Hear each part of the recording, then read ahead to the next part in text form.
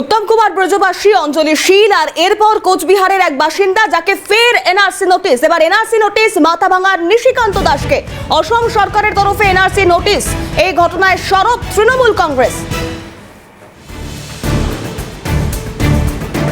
উত্তম কুমার ব্রজবাসীর পর ফালাকাটার অঞ্জলি শীল এবং তারপর আবারও কোচবিহার, যেখানে নিশিকান্ত দাস যাকে এনআরসি তরফ থেকে নোটিশ পাঠানো হয়েছে, সেই ছবিও আপনাদেরকে দেখাচ্ছি। এনআরসি নোটিশ মাথাভাঙার নিশিকান্ত দাসকে।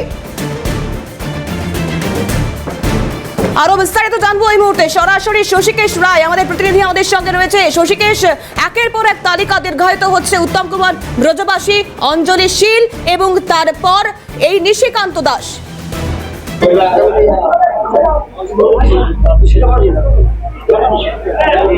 একেবারে তিথি, দেখো আমি নিশিকান্ত দাসের বাড়িতেই রয়েছি। তবে তোমাকে জানিয়ে রাখবো যে দিনহাটার উত্তম কুমার ব্রজবাসীর পর ফালাকাটার অঞ্জলি শীল, এরপরে কিন্তু এই যে মাথাভাঙা বিধানসভার অন্তর্গত লতাপাতা গ্রাম পঞ্চায়েত, এই গ্রাম পঞ্চায়েতের লতাপাতা গ্রামের বাসিন্দা নিশিকান্ত দাস, আর তিনি কিন্তু ইতিমধ্যে এনআরসি নোটিশ পেয়েছে। জানিয়ে রীতিমতো তৃণমূল কংগ্রেস কিন্তু সরব হয়েছে।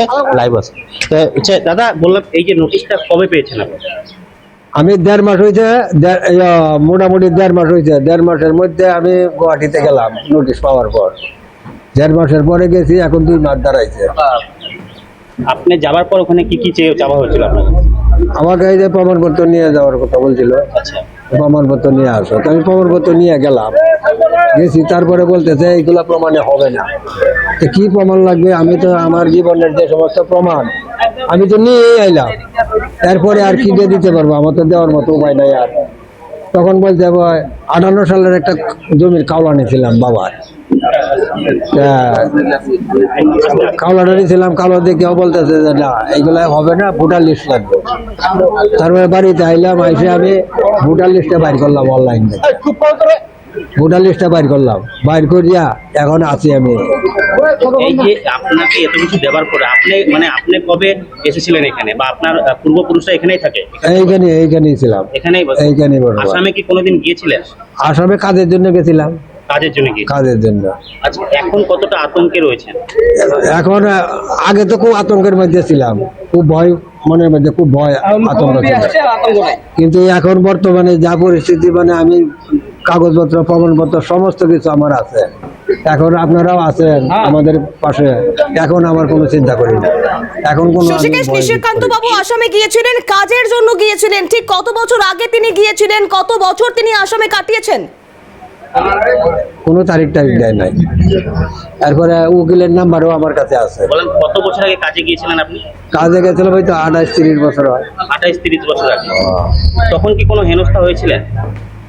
না, হয়নি। দেখো তিথি, তোমাকে বলে রাখবো যে প্রায় 28-30 বছর আগে কিন্তু তিনি গিয়েছিলেন আসামে কাজের জন্য। সেই সময় ঠিকঠাক ছিল, তবে প্রায় 1.5 মাস আগে কিন্তু তিনি একটি নোটিশ পেয়েছে। আর সেই নোটিশের পর তিনি কিন্তু গিয়েছিলেন আসামে তার কাগজপত্র নথি নিয়ে, কিন্তু সেটাও মানতে নারাজ। আর তারপরেই কিন্তু দেখা গেল যে শশীকেশ, একের পর এক মানুষকে এনআরসি নোটিশ পাঠানো হচ্ছে জানিয়ে সরব হয়েছেন বাংলার মুখ্যমন্ত্রীও। এই মুহূর্তে নিশিকান্ত বাবুর চারপাশে প্রচুর সংখ্যক মানুষজন রয়েছে। তাদের আশঙ্কা, আতঙ্ক ঠিকই কি একই জায়গায়?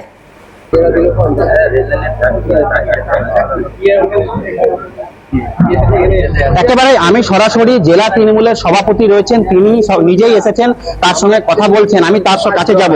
বললাম, দাদা এই যে আপনি এলেন, আপনারা গতকালকে ফেসবুক পোস্টও করেছেন, গোটা বিষয়টা কি রয়েছে, কি বলবেন?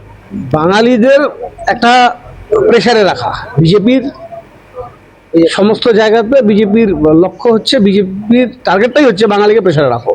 আমাদের কুচবিহার জেলায় মোস্টলি যারা বসবাস করেন রাজবংশী সমাজের মানুষ, সেখানে উত্তম কুমার ব্রজবাসীকে নোটিশ করা হলো, রাজবংশীদেরকে প্যানিকে রাখা। নমশূদ্র মেয়ে এর আগে আরতি ঘোষকে করা হয়েছে তুফানগঞ্জে। এবারে মাথাভাঙায় লতাপাতায় করা হলো নিশিকান্ত দাসকে। তিনি রিফিউজি পরিবারের লোক, নমশূদ্র পরিবার। শশীকেশ, একটা বিষয় আমার জানার, শশীকেশ, এই কোচবিহারের একাধিক মানুষজন যারা এই মুহূর্তে রয়েছেন, স্থানীয় মানুষজন, তারাও ভিন রাজ্যে কখনো না কখনো কাজের জন্য গিয়েছেন। কি এমন কেউ কি আছেন যারা আসামে গিয়েছিলেন এবং তাদেরও একই পরিণতি হতে পারে সেই আশঙ্কা করছেন?